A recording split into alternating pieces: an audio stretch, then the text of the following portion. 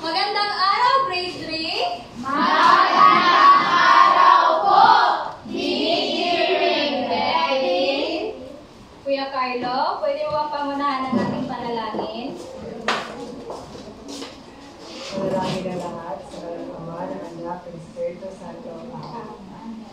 Ang Diyos, salamat po sa pagbibigay sa amin ng panibagong umaga. Nagpapasalamat po kami sa iyo sa buhay na ito at sa lahat ng pagmamahal, patnubay at pagpapala na iyong ibinigay. Hindi kami magsasawang magbigay ng mga papuri at pagsamba sa iyo. Itinataas namin ang lahat sa iyo, aming Diyos. Amen.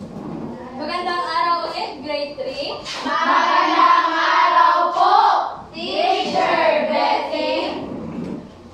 Bago kayo umupo, pwede ba pagipulot ang mga basura? At tingnan ang inyong mga katabi kung sino ang lumiban at sabihin sa akin. Si Dalia. Sino pa? Si Jenny? Okay.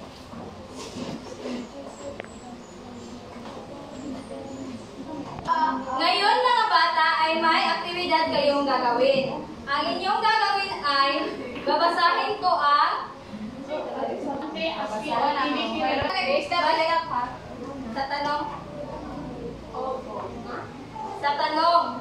Okay, number 1. Tama ba ang pagtulong sa nakakatanda pag may nag-instruct siya? Balik sa instruction. Sige na. Ang dapat nilang gawin ay pumalakpak ng isa kung ang isang gawain ay tama at dalawang palakpak naman kung hindi ito tama. Naintindihan? Opo! Okay, unang katanungan. Ang pagtulong ba sa nakakatanda pag may bitbit na mabigat ay tama o mali? Very good! Magaling! Ito ay isang tamang gawain. Pangalawa, nagdadabog pag inuutusan ng magulang. Awal ko talaga, teacher. Sure? Hindi kayo nagdadabog pag inuutusan kayo? Mas natutuwa po kami pag inuutusan. Napapansin po kami. Natutuwa kasi may sukli. Pangatlo, pagre-respeto sa may kapansanan. Tama. Pang-apat, sumasagot na salitang po at opo kapag natanong. Ano ba? Tama o mali? Tama! Bakit dalawa yung palakpak mo kanina, Joy? Salam po, Teacher. Okay, panghuli.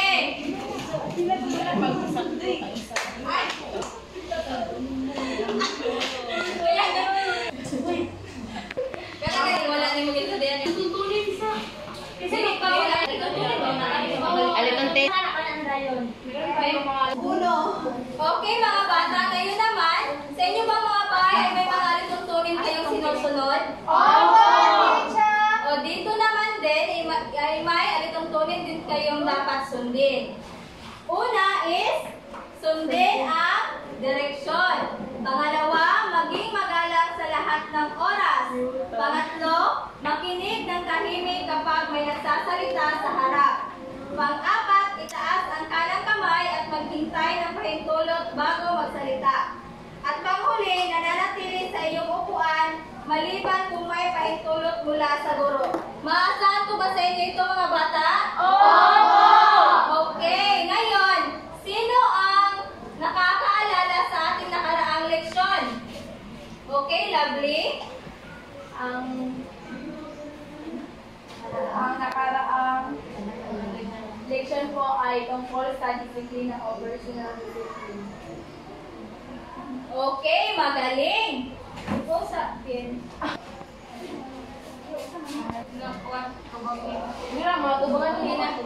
So mga bata, ano ang inyong natutunan sa ating nakaraang leksyon tungkol sa personal discipline o disiplina? Inihan? Okay, Leia? Dapat marunong tayong magdisiplina sa ating sarili dahil ito ang mas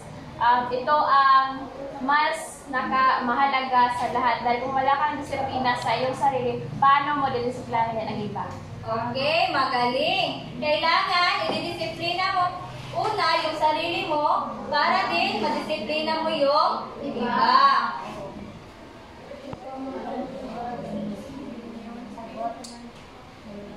Wala po. Teacher, May iba pa bang gustong sumagot? Teacher. Yes, Rebecca?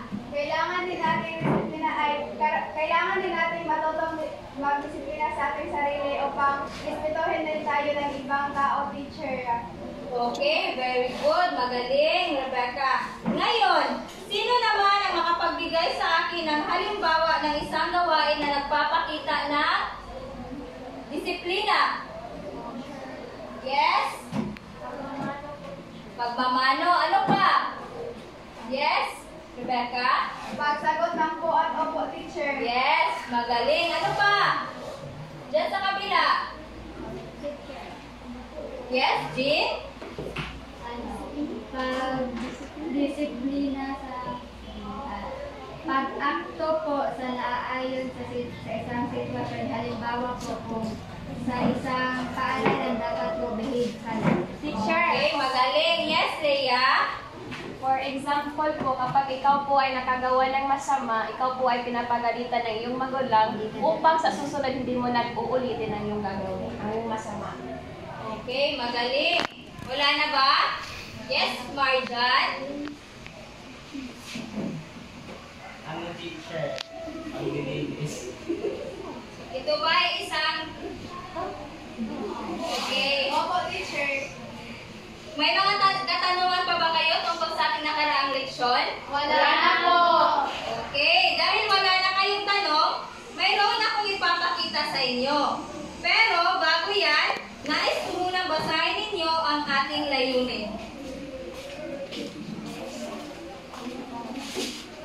Sige. Basa.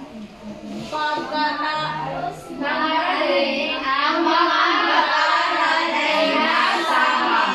Malaman ang konsepto ng pagmamagalang.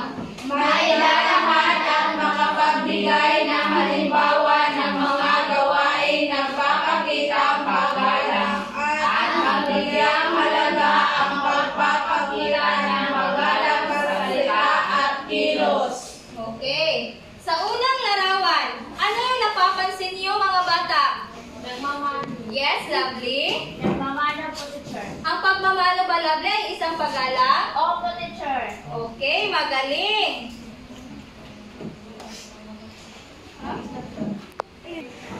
Sa pangalawang larawan, anong napapansin niyo mga bata? Yes, Jean? Ang pag-alalay po sa isang matanda. Sa Alalay. pagtawid. Yes. Tumutulong ba kayo sa mga matatanda pag may makikita kayo sa daan? Okay, magaling. Sa pangatlong larawan, anong napapansin niyo? Yes, Bobby? Binibigyan po yung matanda ng tubig. Okay, magaling, Bobby. Binibigyan ang matanda ng tubig kapag nangangailangan. Sa panghuli, ano yung napapansin nyo? Yes, Jean? Ang isang bata po ay nagtutulak ng wheelchair ng isang matanda kasi po nahihirapan po ito makapaglakad. Okay, magaling.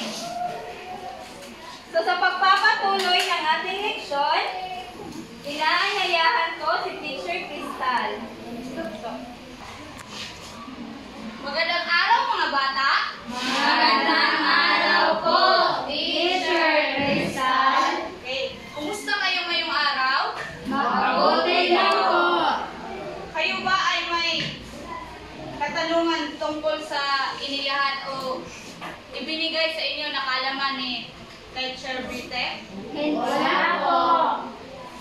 Okay. Ngayon, sa larawang inilahad ni Teacher Brite, ano ang ipinapakita nito o ipinapahiwatig? Sino mga yes at yes, Campos? pagiging magalang at matulungin po sa mga nakakatanda. Okay, magaling.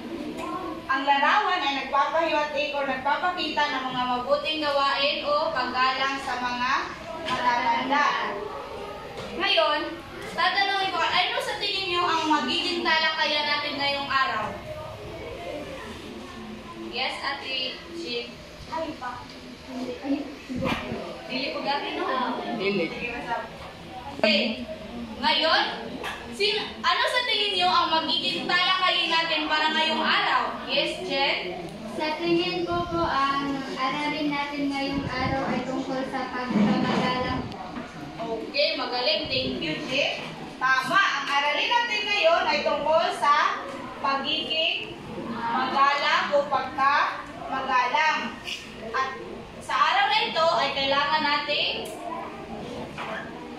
maihanda sa inyo kung saan naglalahad ng malaman ang konsepto ng pagkamagalang, mailahad at makapagbigay ng halimbawa ng mga gawain nagpapakita ng paggalang at mabigyang halaga ang pagpapakita ng paggalang sa salita at kilos. Naiintindihan ba mga bata?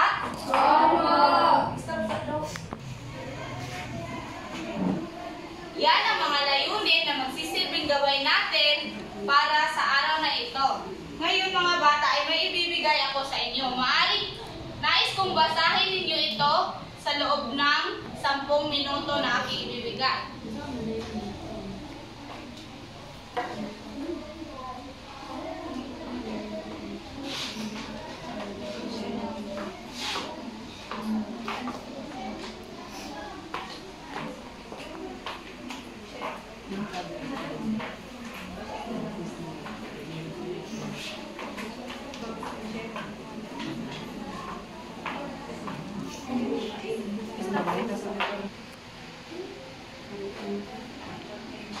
Nais kong basahin niyo ito. Yung ibinigay ko sa inyo na nagpapakita ng pagkamagalang. Bibigyan ko lamang kayo ng 10 minuto upang basahin yan. Maliwanag ba mga bata? Opo. Okay, maaari na kayo magsimula.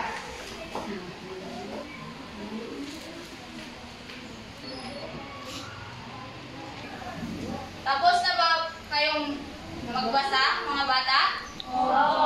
Okay. Ngayon, ano sa inyong nabasa? Anong pagkamagalang ang nandyan sa aking ibinigay? Yes, Ate? Yes, Rebecca? Ang pagkamagalang na nandito sa aming binasa ay ang pagsagot ng po at opo at saka ang pagmano sa mga mas nakakatanda. Okay, magaling, Rebecca. Ngayon, alam niyo na ang halimbawa sa mga sitwasyong nagpapakita ng pagkamagalang.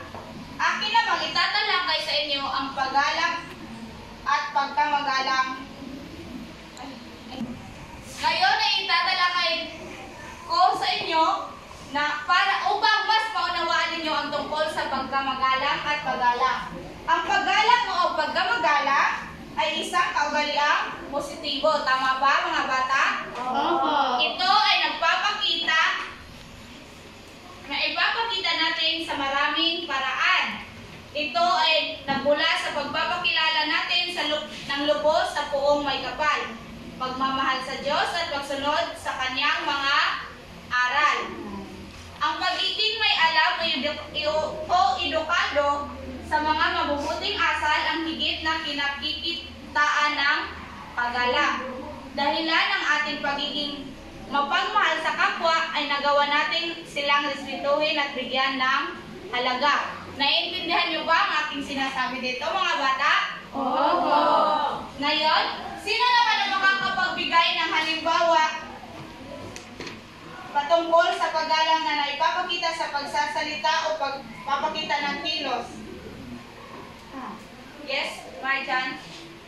Pagmamano, teacher. Okay, magaling. Ano pa? Yes, Jen? Ang pagtulong sa matanda sa pagtawid po sa kalsada sa Yan ay halimbawa ng paggalang po. paggalang na naipapakita sa... Kilos. Okay, magaling. Yes? Pidaro? Pagkalang na nakita sa kilos. Ano po, teacher?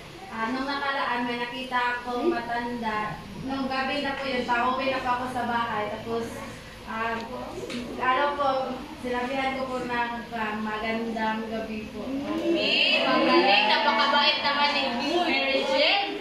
Sino pa? Sino pa ang makapagbahagi ng halimbawa ng paggalang tungkol sa kilos o salita? Yes, Rebecca? Paggalang na nakikita sa salita teacher ay isang halimbawa ay kapag kinakausap ka or tinatanong ka teacher, kailangan sagutin mo ito ng maayos, ayon sa tanong at saka kailangan mo rin sumagot na hindi pa walang teacher. Okay, tama, Ate Rebecca. Ano pa? Wala na ba? Okay. Ang inyong mga halimbawa ay tama. Ang pagmamanong po o pagsagot ng po at opo ay mga halimbawa ng paggalang na nagpapakita ng kilos at salita. So, bakit nga ba mahalaga ang paggalang o pagkamagalang? Yes, Giselle? Bakit mahalaga ang paggalang o pagkamagalang?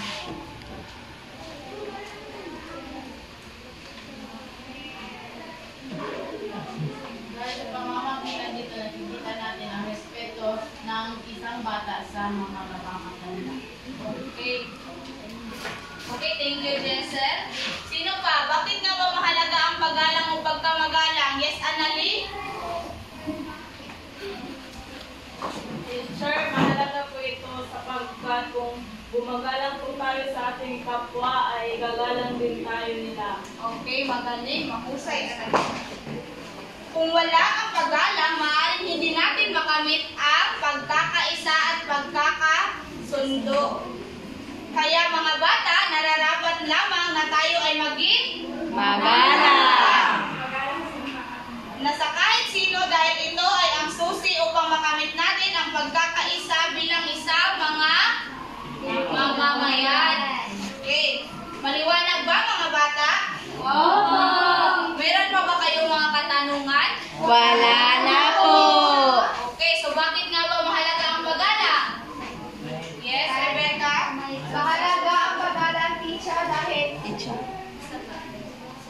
May mga katanungan na pa ba kayo mga bata? wala na po.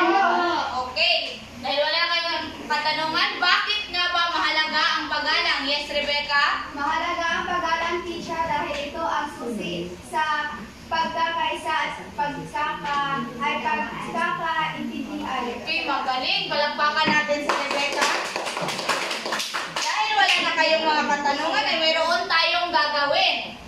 Pero bago yan, ay papaalala ko muna sa inyo. Ano nga ba ang dapat gawin kapag mayroon tayong mga gawain?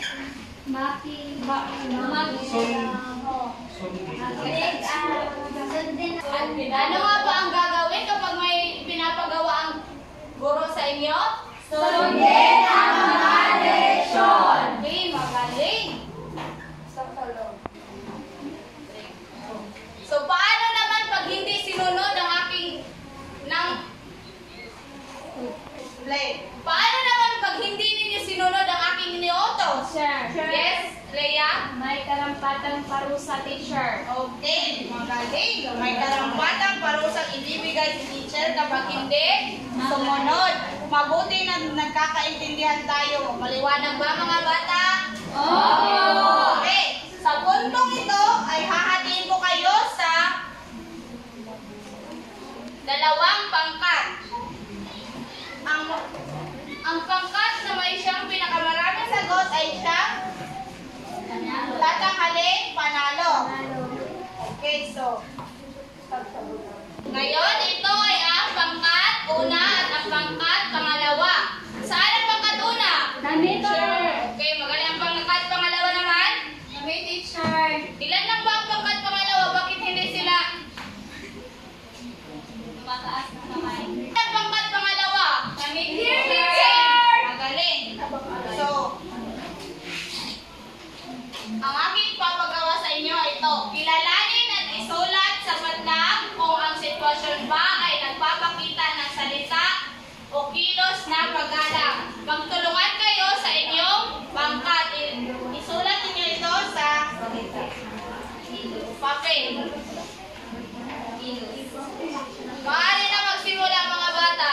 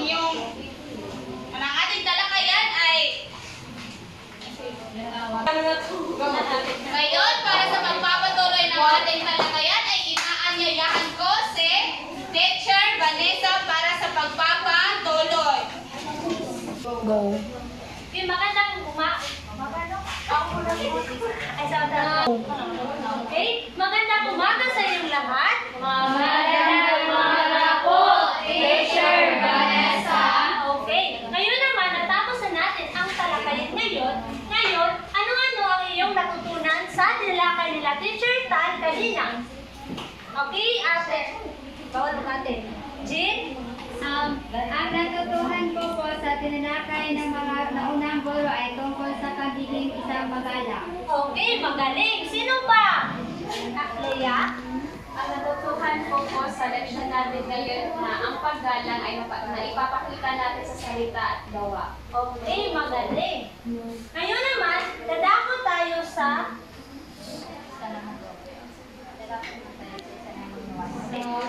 Ngayon naman, dadako naman tayo sa isa na namang gawain para sa inyong karagdagan. Tara, kaya.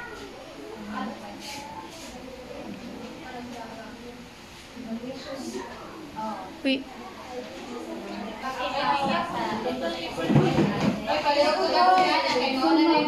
Para sa application guys.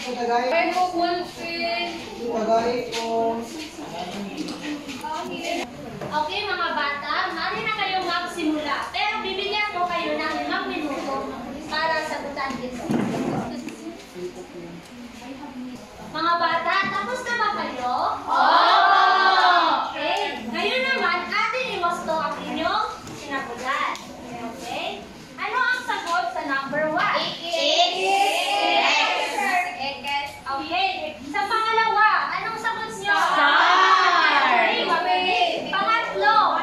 Okay, pang-apat? Okay, pang-5?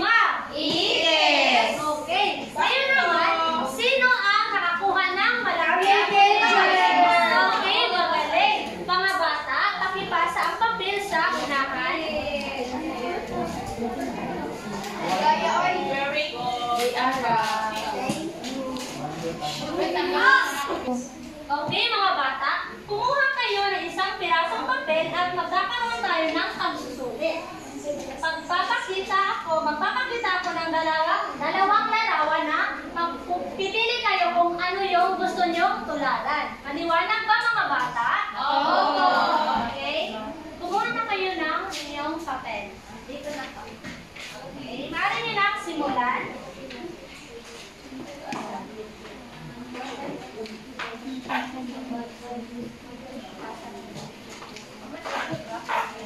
Tapos na ba kayo mga bata? Opo! Okay, maaari nyo nang ipasa inyong papel sa harapan. Muna kami, ano? Sa likod, pakipasa. Opo. Dito.